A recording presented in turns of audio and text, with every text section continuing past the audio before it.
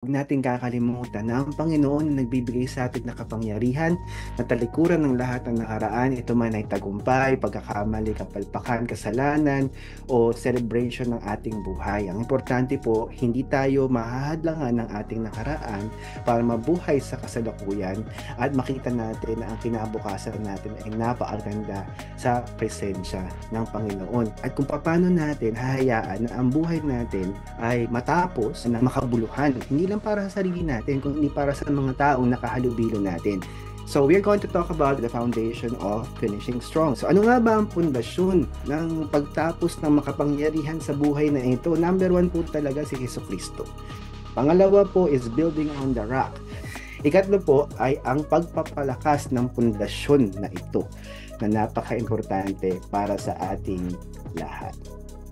So pag-usapan po natin, Jesus as the cornerstone. Ephesians chapter 2 verse 19 to 22. So then you are no longer strangers and aliens, outsiders without rights of citizenship, but you are fellow citizens with the saints, God's people, and are members of God's household, having built on the foundation of the apostles and the prophets, with Christ Jesus himself as the chief cornerstone, in whom the whole structure is joined together and it continues to increase, growing into a holy temple in the Lord, a sanctuary dedicated, set apart, and sacred to the presence of the Lord. In him and in fellowship with one another, you also are being built together into a dwelling place of God in the Spirit. So, pag tayo po ay familiar sa construction, yung bedrock po, yan po yung pundasyon. Ito po ay kadalasan nasa ilalim ng lupa. Kaya nga po pag nagtayo kayo ng bahay na 2 palapag, meron po yan malalim na pundasyon sa ilalim ng lupa na magpapatibay doon sa bahay. Kaya nga po kapag nakikita kayo ng gusali na let's say 12 palapag, malaki po ang probabilidad na ang lalim po ng pundasyon niyan ay 12 palapag din kasi kailangan talagang nakatukod dyan doon sa pinakamatibay na maaari nilang matukuran. Hindi lamang lupa, kung hindi yung konkreto at mga bakal na pinagsama-sama ng mga nagko-construct na to. Kasi ganun po talaga tayo. Kapag tayo po ay nasa Panginoon, hindi tayo mababaw na mga tao.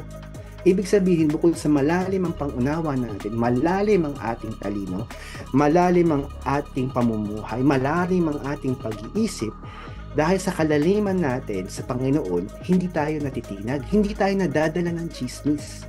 Hindi tayo nadadala ng mga taong sumisip-sip sa atin dahil ang pundasyon natin ay ang Panginoon na nagpapakita sa atin kung ano ang tama at mali, ano ang dapat paniwalaan o hindi, ano ang katotohanan sa kasinungalingan. Kaya hindi siya basta-basta madadala ng hirap ng buhay o di kaya ng pagsubok at hindi rin siya malulunod sa kayabangan kapag siya ay yumaman. Kasi totoo kapag ang isang tao na biglang yumaman, ang puso niya ay hindi mapagkumbaba at hindi niya handa yung mayayabang at nakakalimot sa Panginoon. Marami po mga tao, kahit mga Kristiyano na, ang kanilang pundasyon ay pera. Alam niyo po ba na kayang tanggalin lahat ng Panginoon yan ng isang iglap?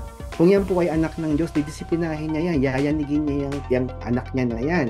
Hindi papayag ang Panginoon na magpariwara ka at makatisod ka na napakaraming tao na nagnanais makakilala sa Panginoon dahil sa iyong makasalanang pamumuhay. Sigurado ako dahil ang Panginoon ay nagsasabi, dinidisiplina ko ang mahal ko, madidisiplina ang mga anak ng Diyos na yan.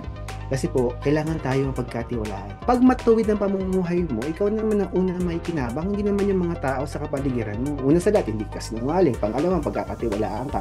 Pangatlo, ikaw ay nakakapulutan ng aral ng mga tao sa kapaligiran. At pag nagkamali ka, madali sa'yo humingi ng tawad.